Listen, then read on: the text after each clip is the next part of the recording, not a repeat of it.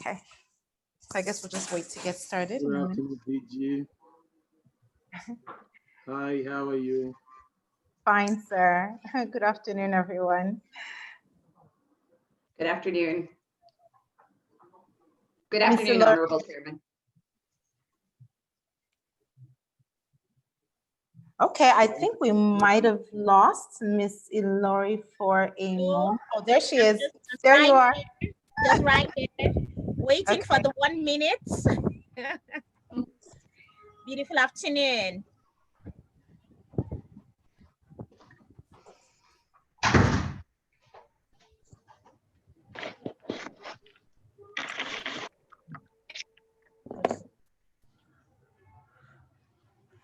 Lost Miss Ilori for a moment. Oh, there she is. There you are. It's not lost. It's not lost. 1 minute. Try to get something done. Afternoon. Okay, I think we can get started now, right? Okay. Yes, we can. All right, beautiful afternoon, everyone. It's a pleasure to be moderating the session. My name is Fumi Ilori, and I'm the founder of iRead Mobile Library. Today is International Literacy Day, and I'm really excited that the Office of Quality Assurance is organizing this for both parents and even educators. This is really, really great. This is what we should be doing at this time. So I'm very intentional because today our mobile library is working around communities. And if you look behind me, you're going to see children reading. I've told them that I'm talking to executives and I don't want them to make noise. The library should be a quiet place. And so they're going to adhere to all of my pleas to them. So don't mind if you just see a child move around. I'm inside the mobile library. Congratulations, today is a very great day. Without literacy, we cannot be who we are today. Literacy is very important.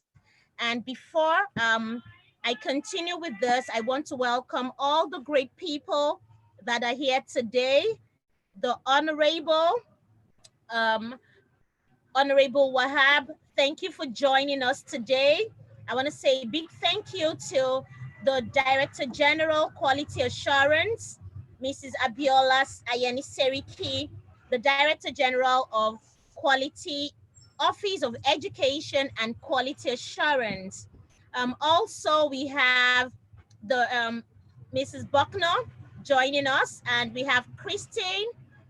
Christine, I'm not going to mother your name, so from Myro Partners. And we will be discussing on loving reading, the tips for parents and educators at this time. So I'm leaving the floor for the Director General to address us on today's event. Thank you. Thank you so much, Mrs. Ilori.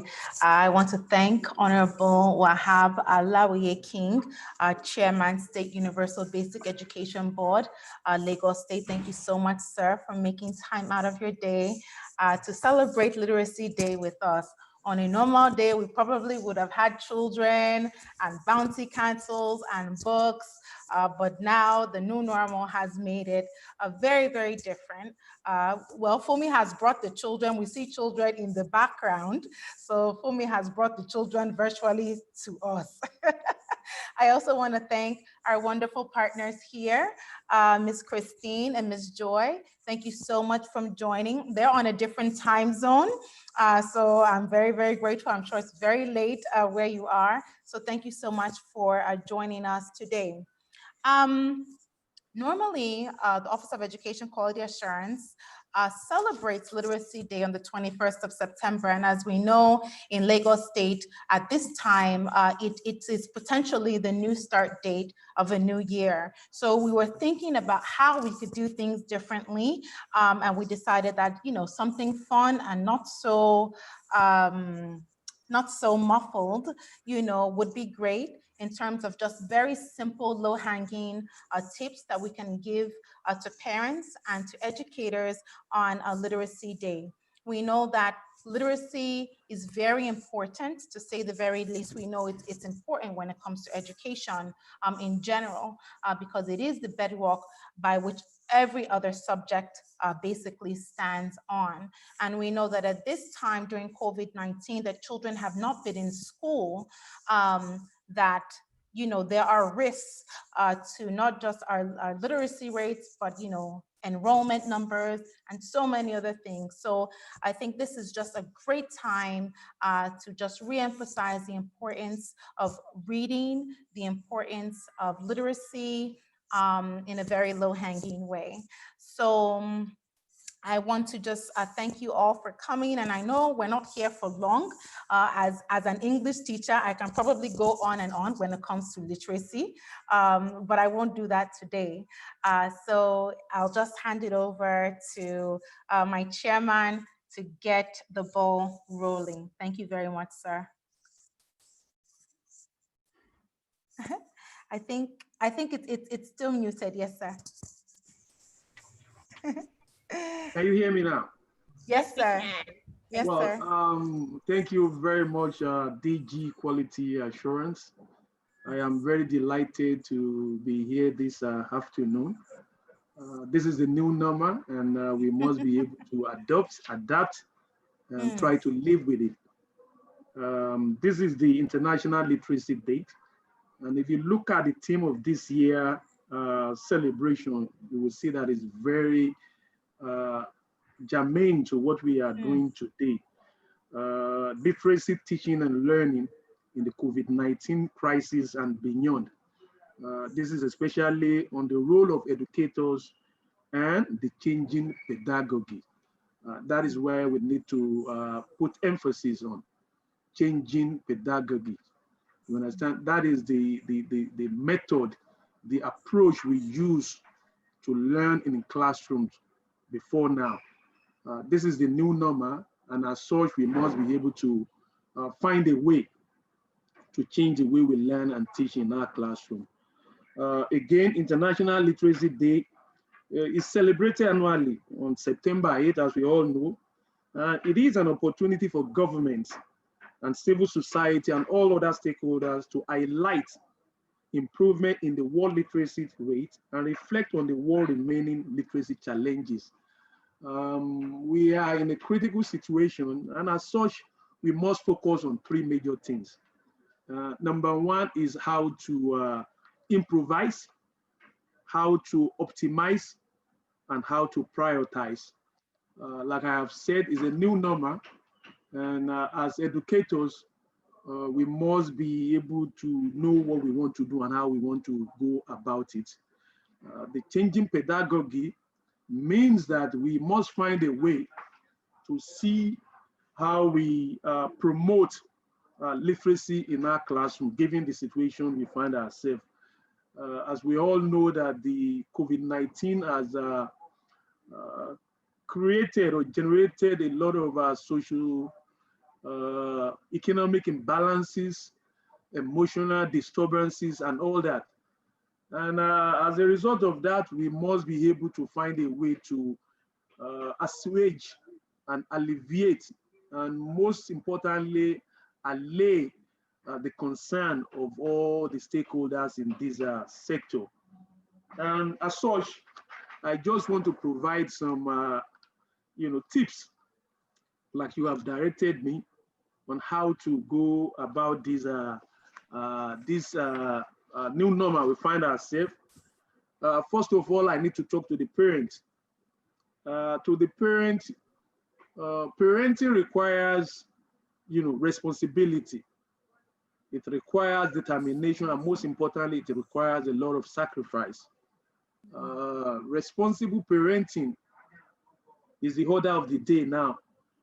This is not the era where you leave your words. This is where you need to engage them, you understand, effectively and efficiently. You need to be able to engage them constructively. You need to be able to engage them meaningfully. And at the same time, you need to be able to engage them in a mutually beneficial circumstances. We are all managers. And as leaders and managers, we should be able to manage situation and circumstances. So what should be paramount to us as parents now is to be able to encourage our world to take advantage, of all the learning platform the government, has been able to provide for us. Like I have said, this is the new normal. And as we all know that, raising a child takes a tripodal approach. Tripodal in the sense that it has 3 legs. It started from home. The parent must be fully involved. The community will come through the school, and the government will also be readily available to assist. So number one thing is parent to be more responsible. We understand, engage their word effectively and efficiently. Create some meaningful time to them and for them. Read to them like what we have done, read aloud, exercise we have done. This is the time to bond with them. And in order for you to bond with them effectively, you need to give them time. So as parents, we must be able to create this time for our pupil. To our educators, like I have said, we are changing the pedagogy. That means the manner, the mode, and the way we are teaching our classroom need to change. We are introducing the blended learning now. That is the combination of the traditional way of teaching in class combined with technology. And as such, we should retrain ourselves by taking massive online open courses or participating in other training schemes on ways to better their teaching method. So we need to train ourselves as educators. We need to train ourselves as caregivers. This is a very critical period that requires critical approaches to solve this problem. So as educators, we must be ready to retrain ourselves. In Lagos State, for instance, we are doing everything humanly possible to ensure that we expose our teachers to the reality on ground. Before now, we have introduced a QSL, and the QSL is a phenomenon that has happened to us in Lagos State. It's a complete transformation of the way we teach in our classroom. It is an attempt to improve the standard and quality of basic education in the state. So for us in the state, we have keyed in into the technology aspect of what we are doing now, even before now. So instead of leaving our words to play on the street, we should take advantage of this situation, key into what the state government is doing in terms of remote learning. You understand? Take advantage of this situation and encourage your world to listen. Again, to the educator, we must ensure regular communication. Like I have said, it's a stakeholders engagement, and this engagement must be constructive. It must be productive. It must be mutually beneficial to all the stakeholders.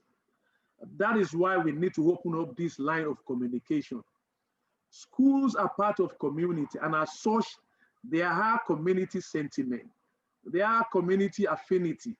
You understand? So their identity with community. Community is a group of people that live within a definite, locality, and as such, we must be part of that community. And being part of the community is to make sure we do our own bit. The use of media is another thing we need to embark upon as educators, in the sense that we need to sensitize, particularly by promoting this read aloud initiative of the government, to let our pupil and our world know that there is a benefit in reading. It expands your horizon, it opens up your potentials. So you must continue to read, you understand? Reading, we keep the bond between the parents and the words. So it is very important for us to create this important time for our pupil. Parents should demonstrate and teach the importance of education and literacy to their wards. So in other words, they must be readily available to assist the pupil, to assist their ward at home. You understand? Charity begins at home, and it takes a whole village to raise just one child. So we must be all involved in developing this purpose. Educators and school managers should revise their curriculum from time to time. So our curriculum must be relevant. It must be, culturally, relevant to the community, to the host community. You understand? Our curriculum must be evidence-based. We must be able to have curriculum that are, relevant and, in tune with reality on ground. For instance, nobody has experienced COVID-19 before. We must be able to have curriculum that encompass all the new reality we are experiencing now. So let me stop here for now and listen to other, contributors. And from there, I will add more. Thank you very much for giving me this opportunity.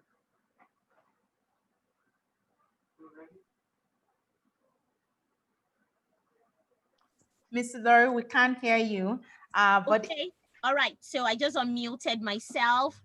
Thank you so much, sir, for this insight. My book is full because honestly, I'm a learner. I love to write. Thank you so much. Dear parents, dear educators, I hope we're all taking notes. Honorable has mentioned to us that we need to all work together. The parents, the community, the government.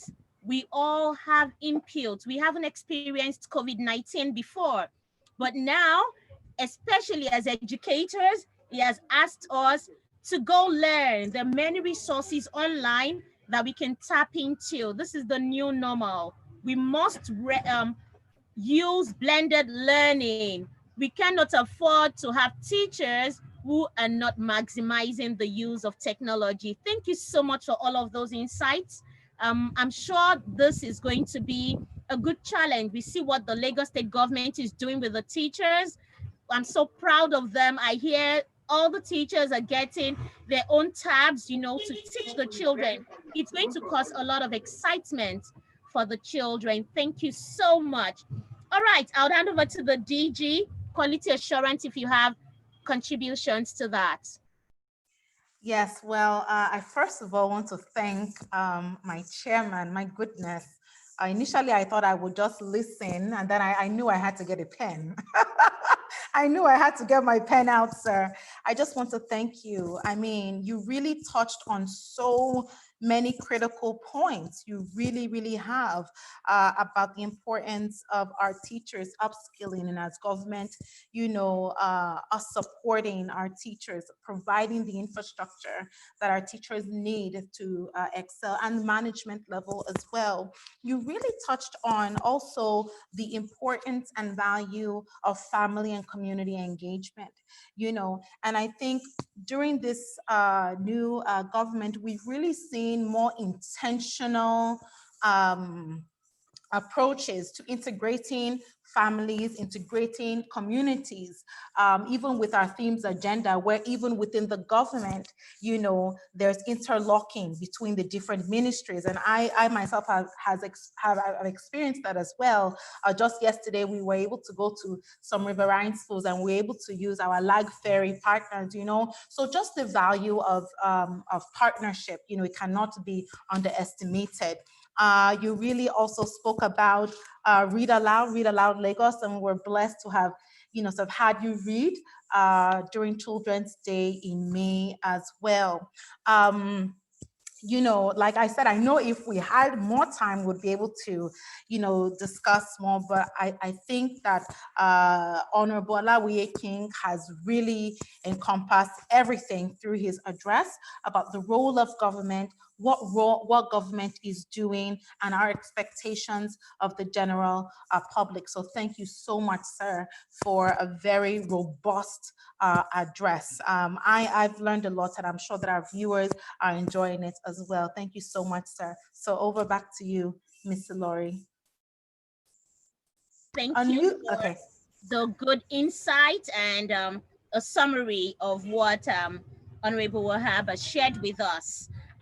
Again, we're moving into another segment with Christine. And I hope that as educators and parents, we still have our pens and journals in our heads. We need to have something penned down, and we're going to be having a good time. Kristen, are you ready for us? I am. Thank you so much. Yes, sorry. So my new normal, everyone else's new normal, definitely involves our children coming in and out when we're on calls. And I was just getting a request from my son to go visit a friend. And the answer was yes. So, so first, thank you very, very much, Honorable Alawi King. It was a true joy and delight to hear from you. You used 3 words that I want to come back to: improvise, prioritize, optimize. And I'm going to be quoting you a lot this week as I talk with other people, because that agility, that ability to get in and see, look, what's going on here? We've never been through this before. Absolutely. But we need to prioritize. We need to know what matters most. We need to take all the resources we have around us, and while understanding safety, improvise with those resources to address those priorities and optimize what we have. And that's going to vary from one person to another. But Joy and I are going to talk a bit to the parent side of this, and also a little bit to educators too, about ways that you can really optimize supporting your children as they learn how to read. And these are tips and tools that we would share with anyone, anywhere, because we know that they can support children on this reading journey. So thank you, Mrs. Ilori, as well, and also Mrs. Surahiani. It's a real joy to be here with you today with your community. So I'm just going to share my screen. Oops. Let's see, Mrs. Ilori, it says you're sharing. If you can stop sharing, then I can share. All right, let me give that a try.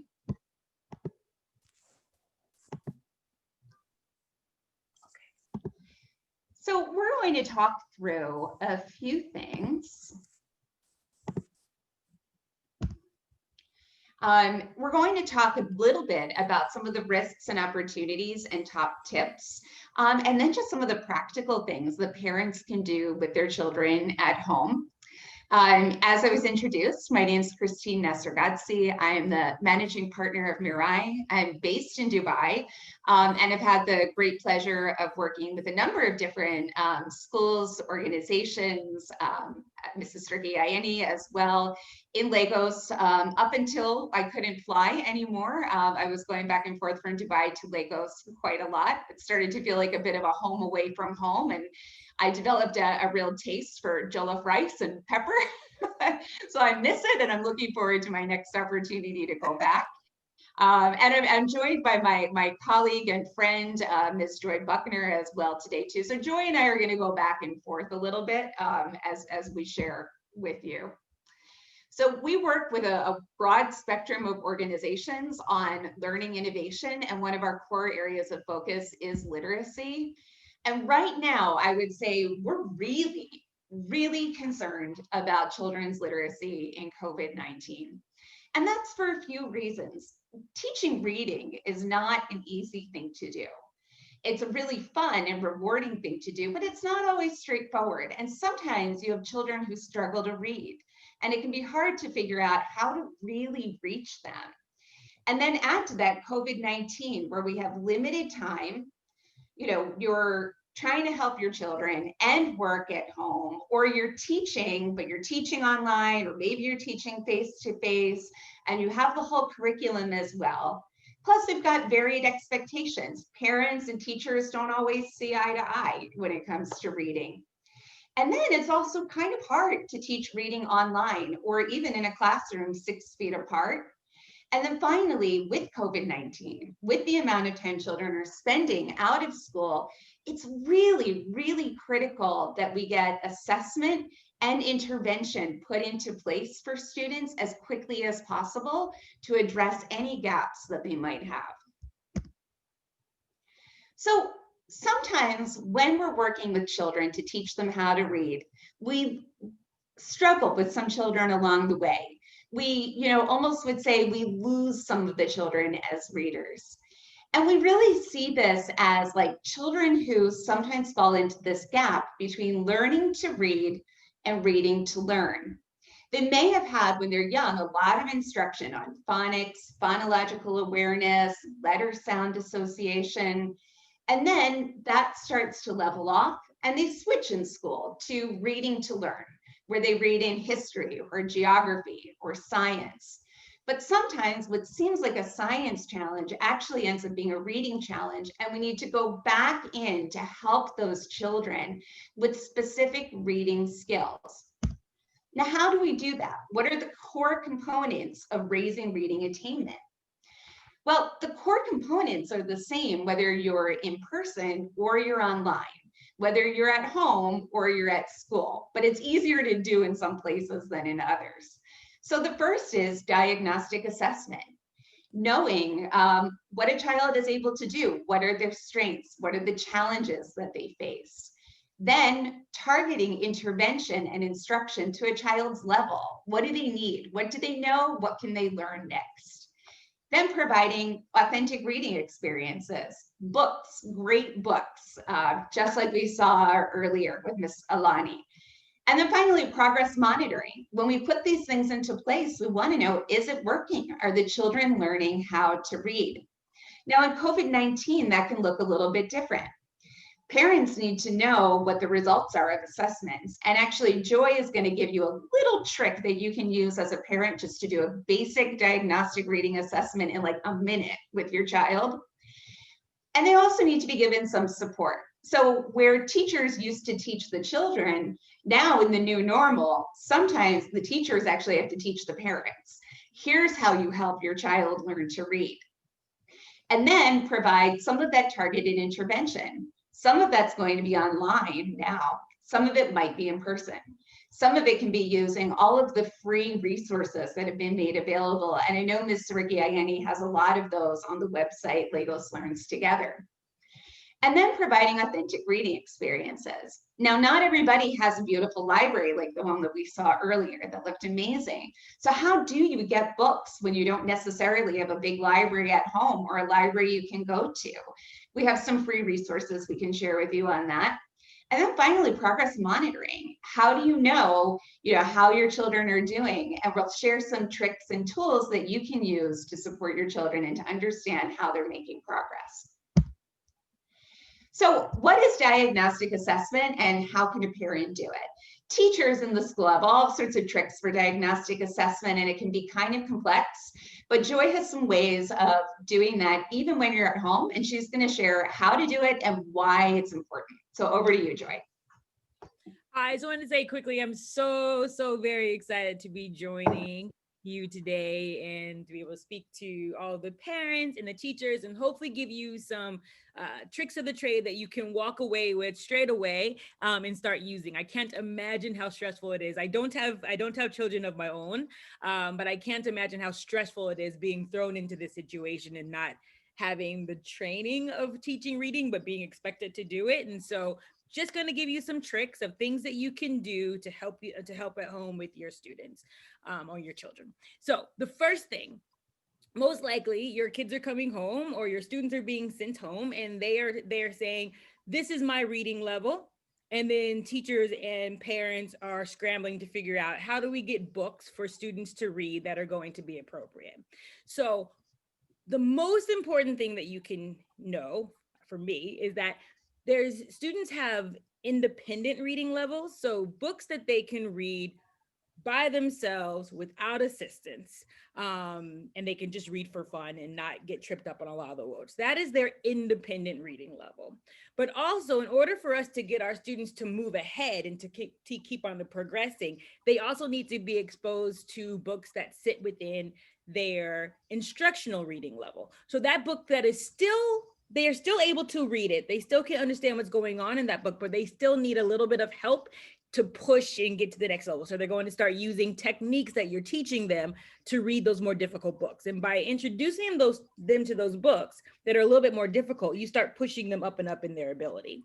So how do we know if a book is instructional level versus independent level? Because what you want your students and your children to be reading at home is that independent level book. So the quick trick that I have is give them a book, have them read it aloud, and count how many words they miss. And if they get to a full hand of 5 words that they can't read on their own, that book is too difficult for them. Move them to a book that's a little bit easier. That's my quick trick. So if you're at the library, if you're going to the store to buy your child a book, and you want to know, is this a book that they can read? Do the 5-finger test. If they have 5 words that they don't know that you need to tell them, try another book. That's my easiest thing to say. We can go to the next slide, Christine. I think what's always been difficult for me, so some background for me, I taught 1st grade in the United States for a while. And the one thing that came up with parents is that they felt like they were giving books to their students that were easy enough for them to read or were appropriate for them to read. And when I show parents what their children should be reading versus what they're giving them, it was pretty eye-opening. So I thought that it would be ideal for us to kind of go through a couple of different examples of books so you can see the difference. So this is a early reader for students. So this is one of the first books that they're going to be reading on their own. You'll see that there are very few words on the page.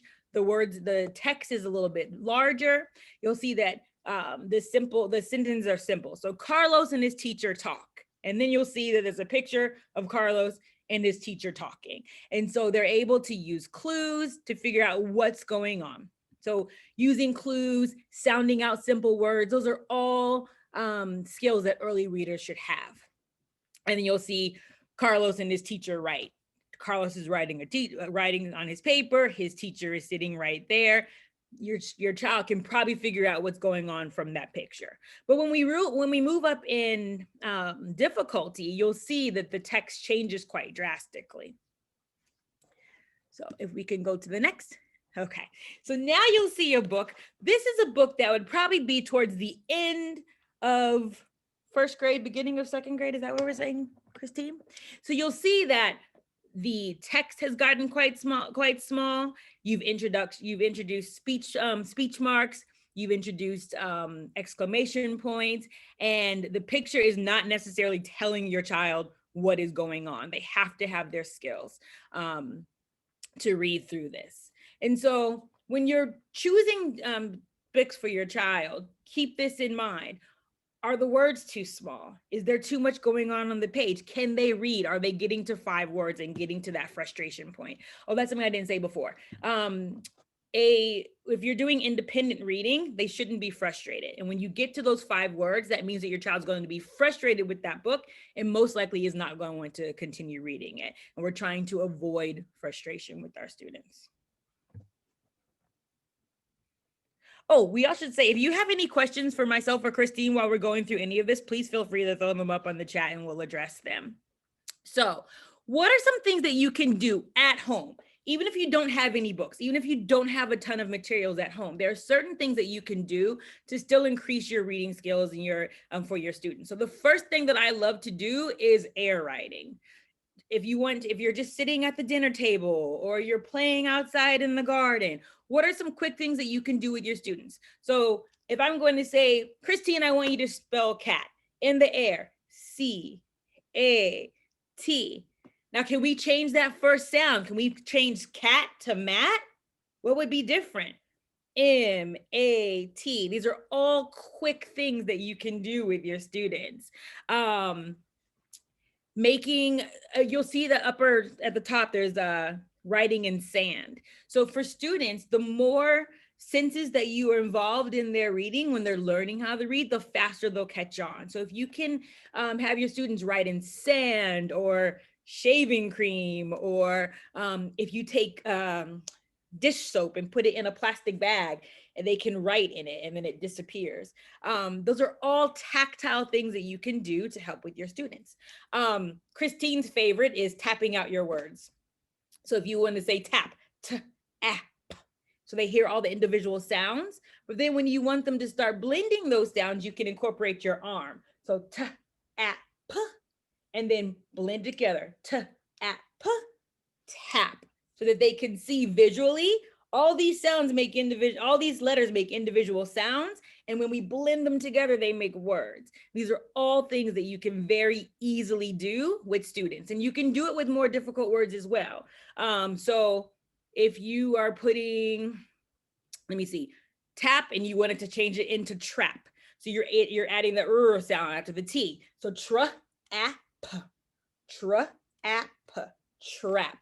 Same concept, you just up the difficulty of the word. Those are all things that you can do at home.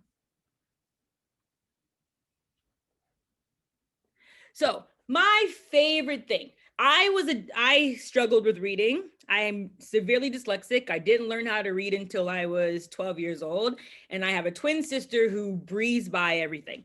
But one thing that I loved, and it was less scary for me, is to read things that were non-traditional. So comic books, the inside of cereal boxes. You would be amazed how much information is inside cereal boxes that students love. The menus from different restaurants, and specifically the children's menus at restaurants. So challenge your students and challenge your children and say, let's find reading where reading's not supposed to be. Can you find me comic books? Can you find me menus? Can you find cereal boxes? Are there signs that you're seeing on the road? And incorporate all those things. So when you read, children learn that you're not only reading in school, you're reading to live, and words are all around us. So challenge your children to find words and start reading them. And you can also put these around your house. So if you have a box of books or something that you keep around your house for your children to read, incorporate non-traditional reading items as well. So throw some books in there, throw some menus in there, throw some boxes in there, throw some, get little flashcards and write letters on them and have them build their own words. Reading doesn't only have to take place in the book.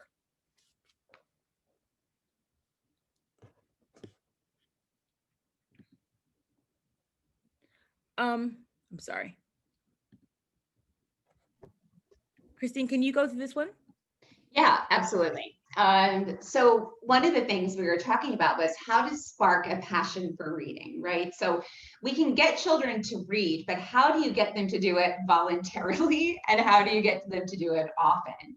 Well, they have to end up with a passion for it. And actually, just an hour ago before this webinar, I was talking with a mother who said, I can't get my 5.5-year-old son to read. And she said he's interested in things like building and Legos and blocks, but he just doesn't want to read. And I said to her, well, yeah, because he's a bright, active boy. And the books that he can read right now, the books are like, Carlos sees his teacher. Carlos talks to his teacher. That's nowhere near as exciting as the kinds of ideas that their mind is focused on. And so you have to balance that, sort of almost the exercise of learning to read with having real passion for it. So as Joy said, giving some choice, right? If you have a basket full of books, throwing in some menus from their favorite restaurant, put in a Pizza Hut menu or, whatever. I know there's a Pizza Hut at a Cajun Mall. Put in whatever is going to get them interested. And actually, when you have a menu and you have a picture of pizza and they can find pizza starting with a they start to make these connections that help them learn how to read. The second, as Joyce said, is appropriate challenge. The third is limited pressure. So I'm going to just talk as a mom right now. Like, I've got 2 boys, they're 12 and they are 14, and they're great kids. The amount of pressure we feel as parents when our kids are 4 or 5 years old, just starting out as readers, is tremendous. You're waiting for them to start to read. And do you know what? Your children can see that too. And so they feel your expectations. They also feel their own expectation around reading, and they can start to feel a little bit of pressure. And what we know is when children are under pressure, their frontal cortex is not going to work in the right way. Their amygdala gets overstimulated. They get a little bit of a, fright and flight kind of sensation. And it's harder for them to do what you want them to do. And then we're under pressure too as parents. So the whole thing just builds up. So doing things like the menus, like pointing out songs that they might recognize, looking at first sounds and names, taking it slow and just blending one word at a time, or blocking out part of the text on a page. These are all things that we can do to lower the pressure on a child. And then having some fun, make it a game. Let's say you have a child who, maybe he or she's not super excited by the level of books they can read independently, but you can play games with that. Like say, I'll read the book to you, but I'm going to get some words wrong, and I want you to catch me in my mistakes. And of course, children love nothing more than catching their parents or their teachers in mistakes, unless of course it's playing Fortnite, but that's a whole other thing. And so do a little game playing around this, or doing memory games when it comes to sight words. So writing those common words down on cards, flipping them over and trying to make matches like the and the, or was and was. And then quick wins and achievable goals, right? That just means this week, we're just going to work on blending 3-letter words, but, at, bat. Oftentimes parents will say, I'm so frustrated because my child knows the letters and the sounds, but they can't blend them. And so just spending that week stretching out sounds and connecting them, but, at, ba, but, at, bat, is a great way of just saying, like, let's do that. Let's blend 4 words by the end of the week. And then we celebrate. Maybe it's stickers on a chart, or something more fun, like an ice cream cone. So, letting them see their progress also reduces that pressure of, or that self-questioning. Am I really a reader? Am I good enough? I'm sorry, Yeah. Can I jump back to that one? I'm sorry to interrupt you, but there was No, a couple please. of things on that last slide that I wanted to kind of touch on as well. Sometimes I think in terms of limiting pressure, like we don't know that we're putting pressure on our kids, and to be mindful of that. One story that comes to mind is my niece lives in Denver, Colorado. I live in Dubai. And so we like to read like on FaceTime together. And I remember she was just starting to read, and she said she wanted to read a story for me, and she was reading it, and I went into teacher mode and was like correcting and helping her with miscues and doing all these things. And we get to the end and she starts crying, and I said, what's wrong? And she said, Auntie Joy, I just wanted to read it. And so I needed to kind of backpedal and say she just wanted to have fun. She didn't need me to teach her in that moment. And so be mindful of those moments as well. And in terms of making it fun, like Christine said, play the games. And when you see that there's something that your child needs help with, try to, like, for instance, blending is a huge one. Play those games to blend, but also know that students and your children are not going to be able to do something until their mind clicks. So expose. I have my best friend called me crying because her first grader couldn't blend her words. And she said she can't blend her words, and I don't know what that means. And I was like, it just means she needs to put her letters together, and she'll do it when she's ready. And just keep exposing her, keep saying at, bat. Those tedious things that probably are going to drive you nuts is what's going to help them click. And when they do, celebrate it, like Christine was saying. Or when you're driving down the street and they see a restaurant sign that you don't want to go to, but they read it, reward them and let them go there. Give them their little wins. Christine's son learned how to read Obama by seeing the signs over and over and over again. Celebrate it. Those are little tiny little wins that will mean so much to your children and your students when you do it. You also learned McDonald's, which I'm slightly less proud of. My niece learned Chick-fil-A. I don't know, we don't have Chick-fil-A in Nigeria, but Chick-fil-A is all over the state. It's all over the States, and she'd see Chick-fil-A and be so proud of herself. The next slide, one thing that I really, really wanted to touch on, because I think that it's so important, is the difference of teaching reading to boys versus teaching reading to girls. And so I thought it was very I wanted to be intentional in adding a moment to speak about this. My last year in the classroom, I had 15 boys and 4 girls. I thought I was going to die, because there's such a difference in the way that boys learn versus the way that girls learn. And if you really think about it, primary is geared towards girls. It's not necessarily geared towards boys. And so you'll see that boys typically have a bit of a delay when it comes to reading. They tend to catch up around grade 3, grade 4. And I honestly feel that goes back to the fact that primary is geared towards girls. And so I wanted to give you some tips of the trade that I learned over the course of a very long school year working with the boys. So the first thing that I think is really helpful when you're teaching boys to read is to keep it more active. So I was telling Christine that one thing that I love to do is give my boys fly swatters and have them swat different words, either on the page or on the floor or on the board, just keeping them active and moving. Another thing that you can do is have them act out what it was that they just read. So if they are reading the boy jumped high to the sky, then tell them, okay, what did you just read? Read it silently. Now show me what you just read, and have them act it out to keep them active and moving. Or after they've read a story, draw their favorite part of the story. Just keep them relating to the stories in ways that's just not them sitting there regurgitating to you what it is that they read for themselves. Reading while moving. I put all of my boys on those big yoga balls because they just needed that little bit of moving around to keep them just a little bit active, to keep them engaged. With boys, representation matters. And having boys see their fathers read, their uncles read. If they don't have, typically they're not going to have a male teacher.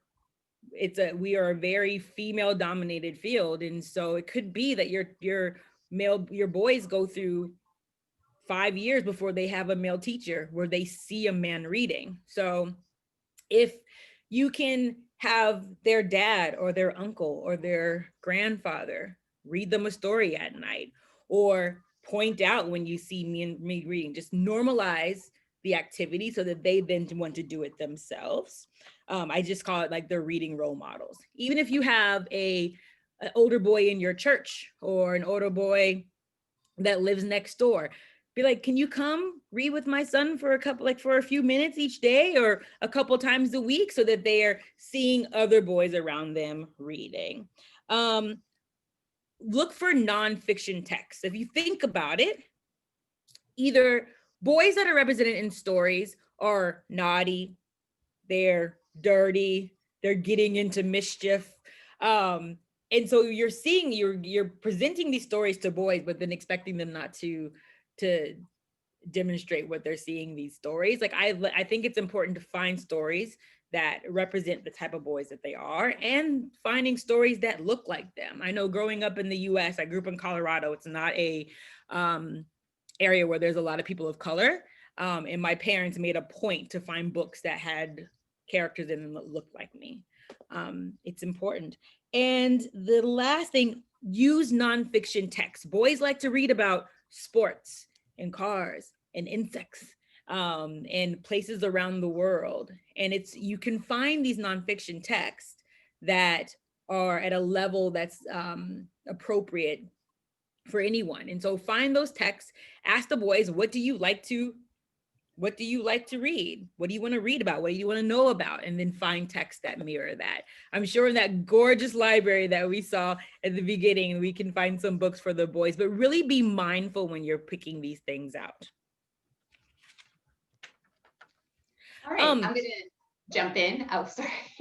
No, go ahead. So one of the questions that we get a lot from parents is like, my child can't remember the letter sounds. And so using some visual cues can really, really help with that.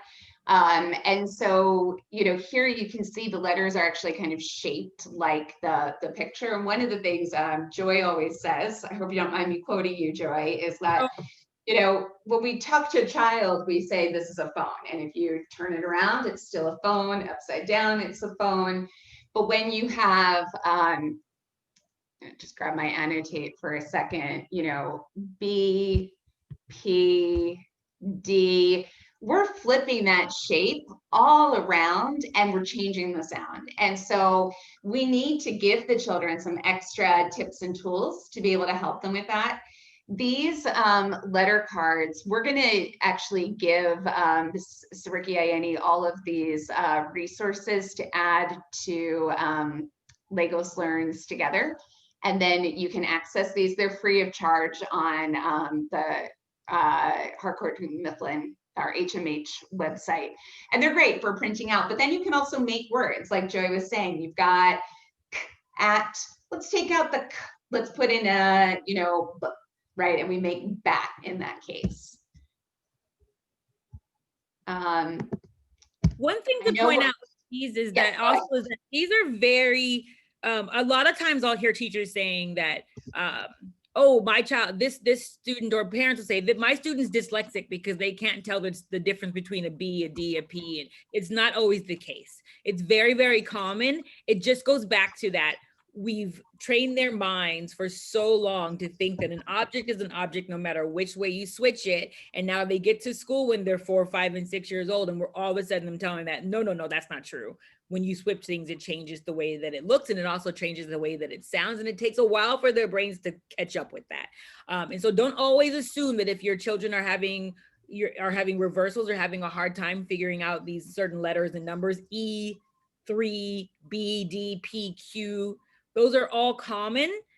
You just have to train their minds to see it. Yeah, absolutely.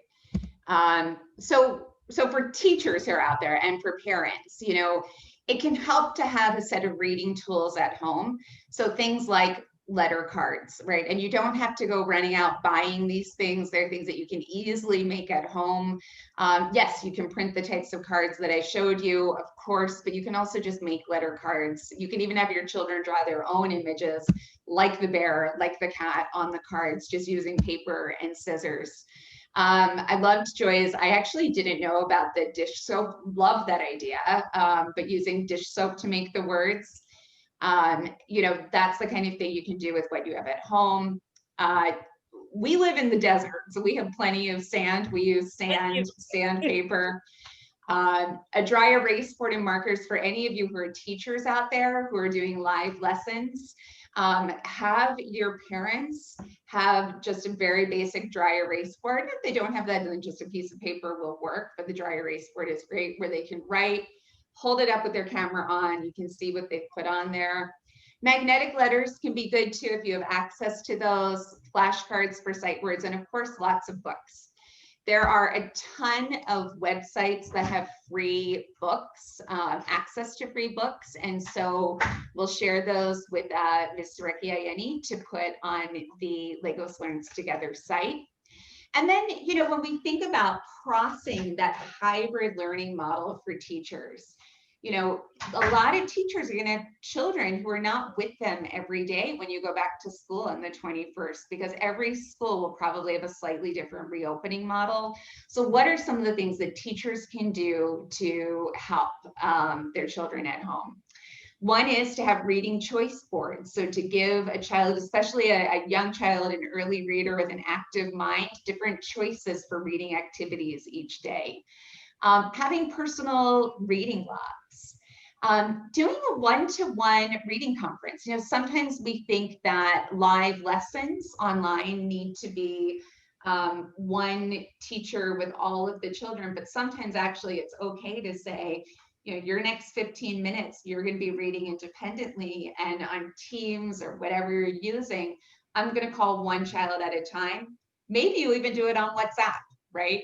Where you're saying, all right, we're going to get onto WhatsApp and you're going to read this text to me. You can do some synchronous and asynchronous activities as teachers. Reader's theater is simply getting a script and letting the children read the different parts.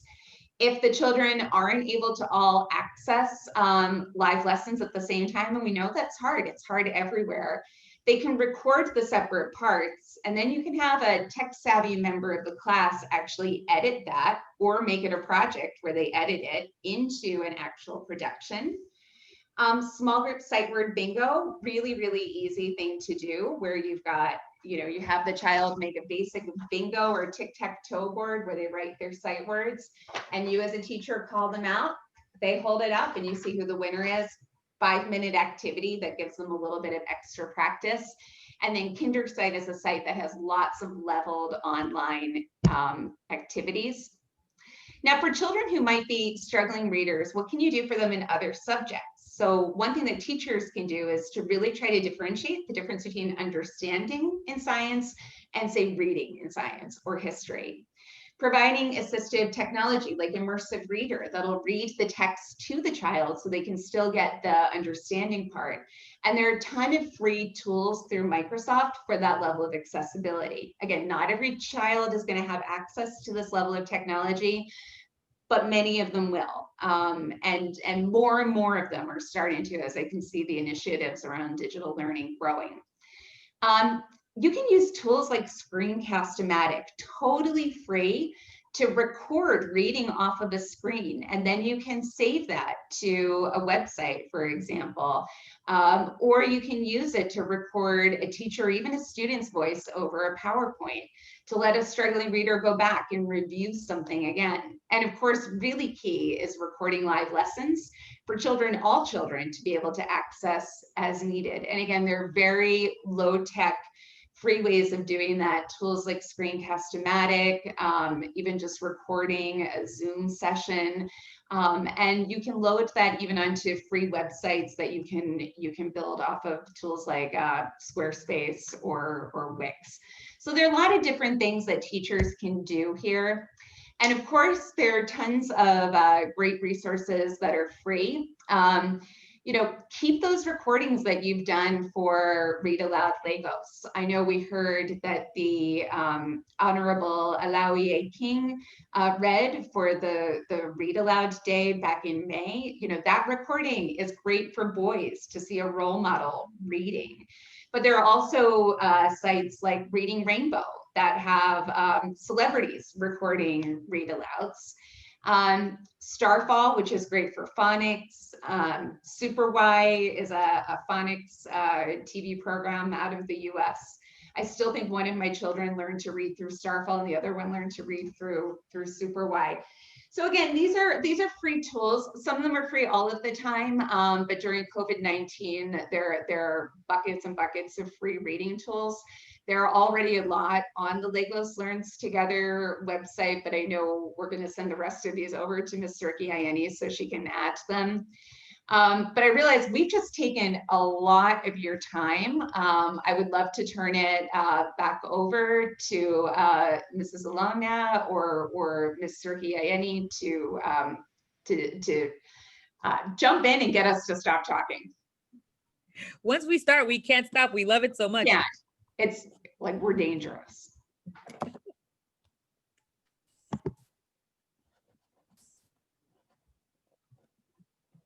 Wow, what an extensive session. I know that, as an English teacher, although I didn't do primary school, and I was one of those teachers or parents rather who had a very tough time with the children reading when my children were young. Thank God they had really good teachers here in Lagos to teach them how to read. It's very, very complex.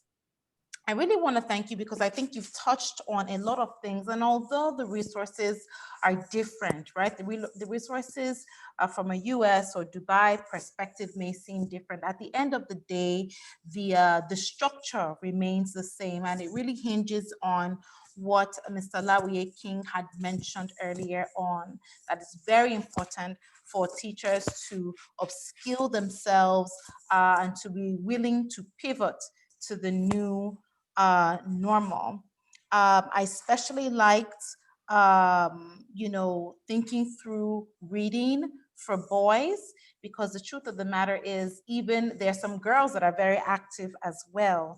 And thinking through having an inclusive community, an inclusive classroom, it's just bringing all the different types of learners we have and trying to cater for their different needs. So I really like, the focus on, how boys traditionally learn, and bringing that into the classroom. Another thing that I really, I was thinking, that's me, is the pressure. I don't think it's easy for any child to be to have a parent that's an educator. The stakes are always higher, and the type of patience you sometimes have for your children you teach, you don't have for your children that that you have, So I actually really, buy into that.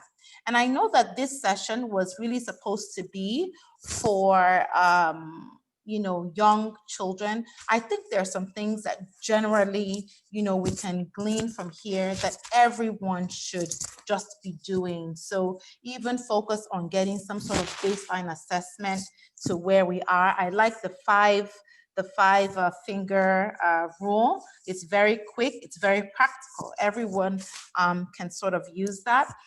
When you were talking about cereal boxes, people don't really eat cereal as such, in Lagos. There are other things that they have, but maybe not that. But I was thinking through, in a Nigerian context, what that would look like. And I think even thinking through, expository writing, so the writing that requires steps. So steps for how we are beginning our day, that's something that everyone can tune in. The lyrics of a song, there's so many songs that these children listen to that we can glean into. So there are a lot of things where we can sort of come together on. Now, for me, I don't know if Mr. Laurie is still there, but over the course of COVID-19, we really got to see how teachers were able to rise to the occasion. And we were really able to see the onset of WhatsApp schools. Never in my wildest dreams would I think that WhatsApp can be used for schooling. And they were able to do so. There's a particular website that Mr. Laurie had introduced me to. I believe it's africanstorybook.org, and it has hundreds and hundreds of very simple PDF stories that they used to disseminate on their WhatsApp schools that they had. So even websites like that as well was really helpful. I just want to say something very briefly about best practices for reading. And I think it's something that even secondary school teachers can, buy into as well. So number one is really thinking through the type of text that you're going to read with your students. What are they going to read? Thinking through what type of books can you expose them to? What type of texts are available to you? For some people, it may just be a newspaper. So how can we use a newspaper in multiple ways? How can we use a newspaper for grammar? How can we use a newspaper for spelling? How can we use a newspaper for for comprehension? So just realizing that sometimes we don't need so many different types of text. We can use one text in multiple ways. There's a quotation that I really like by Kylene Beers. She wrote this book, Notice and Note, Strategies for Close Reading. And it says, rigor is not an attribute of a text, but rather a characteristic of our behavior with that text. In other words, the more students are exposed to text, even if it's simple text, they actually, get better. So by us exposing children, by them reading constantly, they get better at reading, not just for reading's sake, but also for comprehension. Okay, there's some, as I know we've gone over time, but there's some resources that I will add later on as well when we put up the slides. But they're very easy texts. There are a lot of websites online that you can use to find texts. You can use newsela.com. You can use readworks.org. readworks.org. You could use commonlit, commonlit.org. To find books. to determine the Lexile level or the reading level of the child. There's a Lexile chart and a Lexile analyzer that you can find online as well. So there's some online, things that make things easier. Another thing, another best practice for reading is pre-reading and vocabulary. So we know for teachers, it's very important for us to expose our children to roots of words. This is again for older children, so that when they see words they don't know, they can break the words down, into the root meaning of the word, so that they can understand them. And I know this may be more useful for senior secondary school students that are sitting for WIEC or those terminal examinations. Another best practice is interactive read aloud or think aloud. So how can you model for students? How can children or students see what you're doing with the reading? How can you read the book and then step out and think for them to see how you're thinking? So for them to see you asking questions, for them to see you summarizing, so that they can in turn model those behaviors as well. And then the last but not the least for me would be the use of graphic organizers. For the most part, we think of graphic organizers as very elementary, but I am a firm believer that graphic organizers are very helpful even at the secondary and especially the senior secondary school stage, where children can see a visual of how they can organize their reading and their writing. So how can we use graphic organizer? And along with that, how can we encourage children to annotate, to really engage with their reading? So if they're asking questions, have them write it within that story. They're underlining words they don't know, let them put a question mark there. These are practical ways. These are things that most of us do without thinking, and we do them in multiple arenas, but our children need to be taught how to do these things. So for now, that's just a very short input that I have on how our readers, how teachers can help all readers, not just elementary readers, improve. Okay, Mr. Laurie is back. Okay, over to you, ma'am. Thank you so much for all of those insights. Like I said, I'm writing and I can see so much. I need to let us know that, especially for teachers, whatever it is that we cannot do for the elementary, then it's not, we can't even help the secondary school students. But if you can help the nursery, then you can apply it anywhere. You can apply it. And that's what all of this is about. I find out I started a school, even though I started with the mobile library.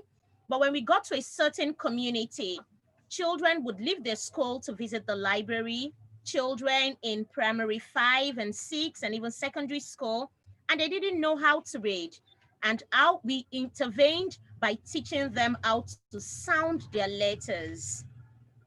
But we also realized that when they go back to their school, they just learn how to recite the alphabet. And that was a kind of struggle. So we said, okay, let's run a pilot. Can we teach these children how to read? And that was how we started off with a school after that pilot. So everybody needs to learn to teach children to read. There are many adults that also want to learn to read. I got a call this morning about an adult. She's 53 years old, and she was asking if we support adult learners. And yes, we do. So if we can learn to teach the basics, we can apply it everywhere. Thank you so much to I actually our also want to speaker. add something.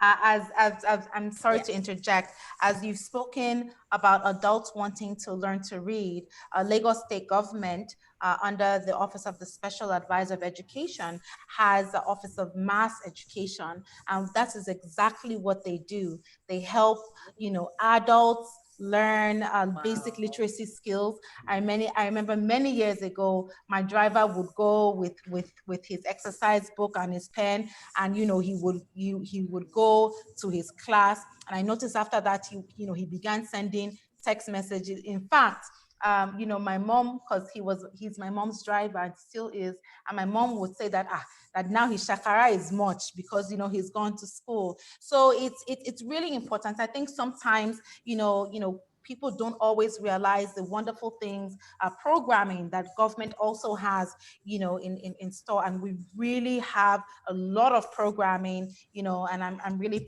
proud to be a part of this government. So thank you so much. Go right on. I know you're about to tie it up, so you can go ahead. Thank you. Okay. Yes, thank you so much. All right, thank you so much, Christine and Joy, for all of that. We'll be moving on to my slide now, and I'll be sharing just a little bit about how we can make reading fun. I think I'm sharing the wrong slide. No, Okay, yes. Love reading anytime, anywhere. Can you see my slide? It just says you have started screen sharing. Double click to enter full screen mode. That's what it says. Okay, I'm coming.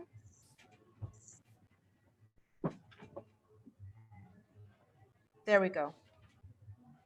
So you could just put okay. Okay. Shit. Oops, sugar.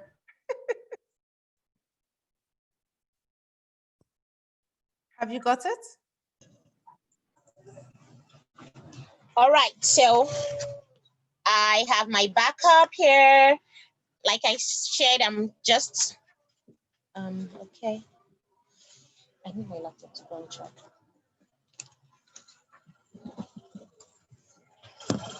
Okay.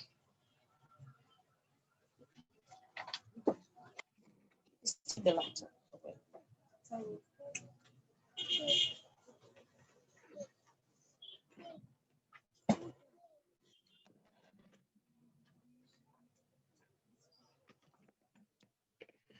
Okay, just trying to get my screen up. Great. Can we hear me, please? Yes. Yes, we can see you. Okay. I won't be able to share my screen again because I just have this as my backup. But my topic is just about helping children enjoy reading, and all of the speakers have talked about that. Right here with me, I'm in the mobile library, and there's some young children with me here. And guess what? We were supposed to be in this community for just 1 hour. 1 hour. These children have been in the mobile library for over an hour. And we're asking them, would you like to go home now? And they say, no, we don't want to go home. And I'm wondering, why don't they want to go home? One of the things that they've enjoyed here is a read aloud session. And from the read aloud, we've gotten books from low-level books to middle levels to higher levels. We have children here that are 5 years old. We have those that are, okay, there's someone in SS1, he was in GSS3 and moving to SS1, and he's here, he's been reading and picking from one book to the other. One of the ways that parents can help their children enjoy reading is by parents also being the role models. You need to be the first reader. Be a reader to your children, and that way they will emulate you. As teachers, we also need to read along with the children. Let there be times when we have read aloud. It really helps. So one of my team members has been here sharing stories, telling stories to the children. At some point she said, would you like to read along with me too? Some of the young children cannot even read themselves, but they can touch the picture books and they can tell stories around the picture books. My biological daughter is also here. She's 12 years old. And she started reading from my womb. She started reading when I was pregnant of her. And how did that happen? Every month, I would buy a storybook and read to her. I was reading to all of my children that way. You know, I just had that sense that they could hear me. And as soon as I gave birth to them, I would buy a book every month on their birth date. So my daughter was born June 29th. By July 29th, she receives a new book. By August 29th, she gets another book. By September 29th, she gets another book. And this accumulated books has helped them. They just have their own library and they believe that these books belong to them. Right now, she's 12 years old. I'm just going to let you peep at her. Here she is, reading a really large book. Can I see the title of that book? Wow. The Maze Runner. This is what she's reading at 12 years old. Look at. When she comes, today we're having a community work just within our community. And the only reason why she accepted to come along with me is because she would have access to the mobile library. She just wants to keep reading. So parents, educators, we need to make books available to our children. I'm always surprised when I hear parents say, my child does not love reading. Please give them access first. When you give them access and you become the role model, you are also reading, naturally, they would plug into it. When we got into this community today, we went round to the parents. It's just a shopping area. They have it's a market area. And we told them, today's International Literacy Day, would like your children to read. I'm sure they're going to be afraid because they've never seen anything like that before. It's a truck that has a library inside of it. So they're just wondering, oh no, why would the truck have a library in it? That's the first fear. But we have parents that are coming by and saying, wow, you mean this is in our community? Can you come again? You find out that some parents are interested. And some parents have already brought in their children. They said, you know what? Go to the mobile library. Don't come home until the library leaves. And they're right here with us, enjoying the books. They're picking from one book to the other. I'm just going to turn my screen and show you a few things that you can see with them. Okay. So that's here, incredible. They have pop-up books to read. Here is a young girl. Wow. Reading about science, and also she even has 2 books on her laps. Like, oh, don't pick this one. When I'm done, I want to read another one. And here is a little girl. You can see she has 2 books in her hand. She's still picking another one to read from the mobile library shelf. And here is another reader. Good. Wow. Okay. Miss Ilori, thank you so Yes. much for, really exposing us to, I can't see you. Are you there? Yes, thank you so much for exposing us to the wonderful iRead mobile and the wonderful work that you are doing within the community. Again, I think this, further cements, the importance of public-private partnerships between our government and private entities. And I think just in general, the importance of community engagement, so thank you so much for that. I think at this point, it's about time for us to wrap up. I know that some of our panelists are on another time zone, and our chairman has also been here for some time.